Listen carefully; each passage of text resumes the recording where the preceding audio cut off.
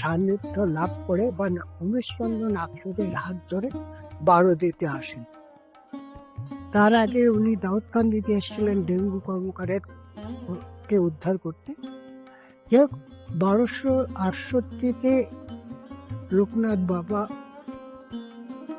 যখন বারোদিতে আসেন, উমেশচন্দ্র নাগ তাকে বলেছিলেন যে বাবা আমি তোমাকে একটা মন্দির করে দিই। আর লোকনাথ বাবা বলেছিল জমিদার মশাই তোমাকে মন্দির করতে হবে না, তুমি আমাকে একটা নিষ্কর জমির উপর একটা 8 চালা ঘর করে দাও।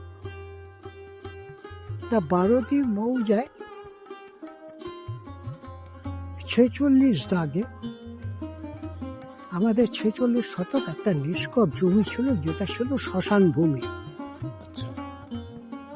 ওই শ্মশান ভূমি কেটে যখন পরিষ্কার করা হচ্ছে কিছুদিনের জন্য, বাবা লোকনাথ তখন আমাদের নাট মন্দির ছিল, দুর্গা মন্দির ছিল, রাধাকৃষ্ণ মন্দির ছিল, ওখানে বাবা ওই দুর্গা মন্দিরে আমাদের বাড়িতে অবস্থা